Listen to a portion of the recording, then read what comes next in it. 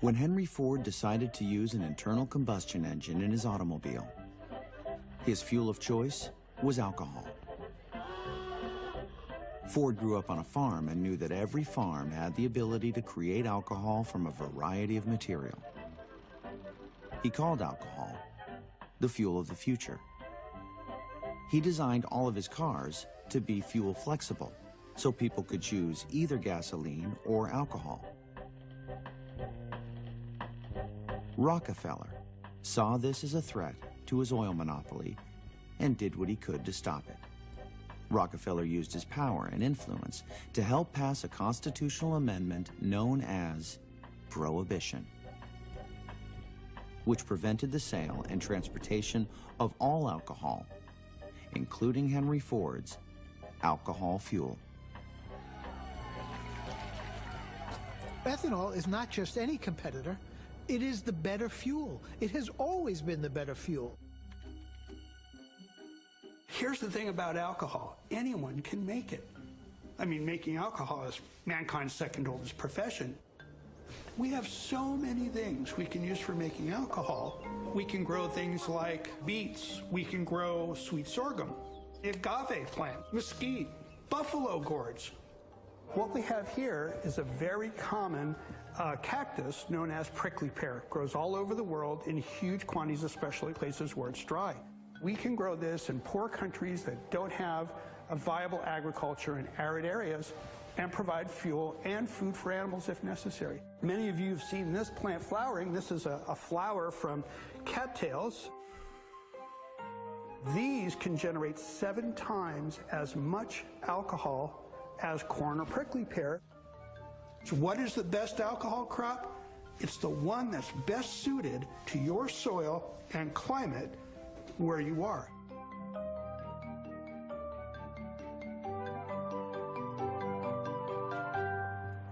In the United States today, alcohol fuel, or ethanol, is distilled at hundreds of refineries all over the country. They produce 15 billion gallons every year. That's 10% of our fuel. In fact, it's probably in your fuel tank right now. But ethanol drives up food prices, right? Well, that's exactly what some people want you to believe.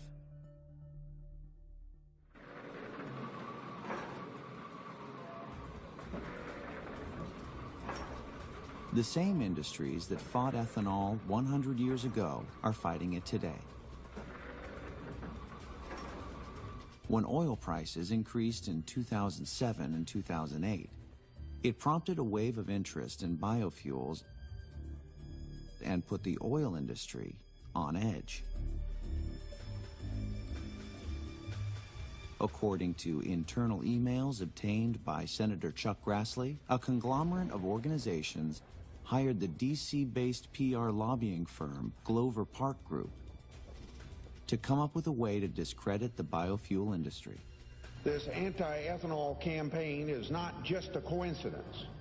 $300,000 6-month retainer of a Beltway public relations firm is behind the smear campaign against ethanol.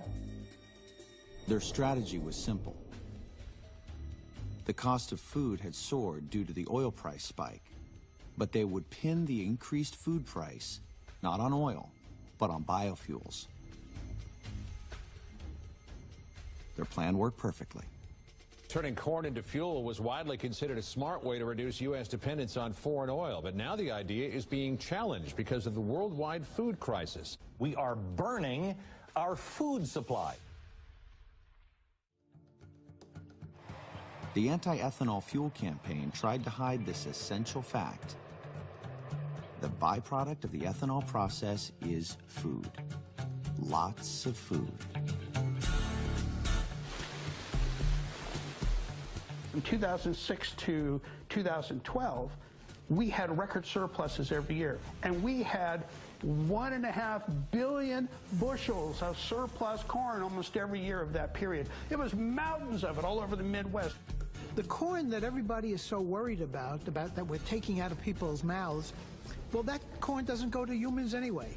that corn is being grown mostly as animal feed. And one of the best animal feeds is not corn on the cob, but it's distiller's grains, which is made from corn. Now, the funny thing is that in order to make distiller's grains, you have to go through the fermentation distillation process, which creates ethanol. When the press says 25% of our grain goes into an alcohol plant, the assumption is it's been destroyed. But what they don't mention is in goes the corn, and out comes ethanol and animal feed. In order to feed cattle, well, you have to make ethanol. Well, as long as you can make ethanol, you might as well use it for a vehicle.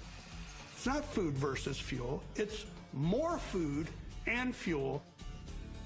If you keep capital in your community, that capital gets used. And suddenly, you're not just energy self-sufficient, you're financially self-sufficient. We're talking about communities saying we're going to make our own fuel. We're going to all chip in money and have our own little distillation plant. If we can simply just change the way we make that fuel, the way we buy that fuel, from who we buy that fuel, there's no longer an economic problem.